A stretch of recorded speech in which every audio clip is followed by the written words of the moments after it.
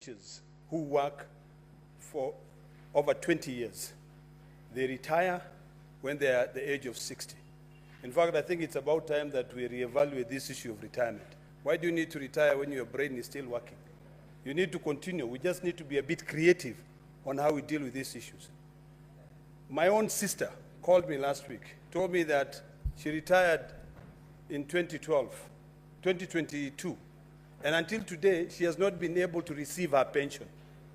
Mr. Speaker, this House has an opportunity now to be able to reevaluate the role and functions of these retirement benefit firms. We have companies like Lab Trust. We have companies like Lab Fund. We have retirement schemes. And when you look at what their core business is right now, is to invest in real estate. They are building houses all over.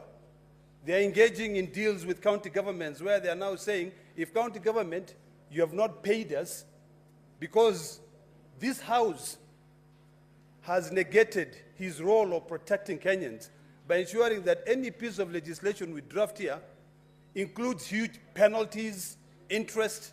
I think it's about time that we now revisit those retirement benefits acts and amend them so that when these companies like Lab Fund and Lab Trust are owed by county governments the principal amount, if it is 20 million, it is easier for county governments to be able to pay them. So, Mr. Speaker, I'd like to request the committee, while investigating the issue raised by the Senator for Mombasa County, to consider looking at the entire Retirement Benefits Acts to see how we can be able to do away with these interest, with these penalties, and also to put a period of time when you retire, you should be able to get your benefits.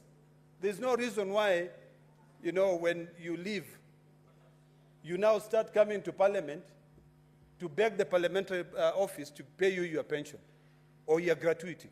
This is something which should be automatic. That money is being used to invest. Right now, Mr. Speaker, the richest farms in these countries include Lab Fund and Lab Trust. Why should they be, carrying billions and billions of shillings, yet they cannot pay teachers? Now, Mr. Speaker, for a teacher to be able to get their benefits, they have to call TSC. TSC will spend hours going through their files, and then finally, when the file is complete, it is forwarded to Treasury. Last week, Mr. Speaker, I had to call the head of accounting in Treasury to follow up on one teacher to say, why haven't you paid her dues? Why are they keeping all those files? You worked. When you are working, you are paying. This is your money, which was being deducted for you. So, Mr. Speaker, in fact, now the law should be recrafted in a way that if Treasury delays in paying the retirees their benefits or their pension, they should start paying interest. And since Lab Fund and Lab Trust are spending the money that they are collecting from these county governments or from civil servants in investments, we should now qualify those investments and say, if I'm retiring and you are paying me this, how much have you made from the investments that you've invested in? This money should not just be sweet for these entities, and it is not sweet for the people who contributed to it.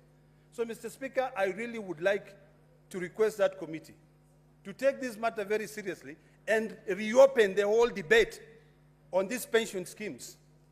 Why should I be contributing to a pension, yet when I retire, I don't get my money? Should I not just go to a bank account and open a fixed deposit account or an escrow account where I can just be putting money so that at the time when I retire, I can be able to get that money?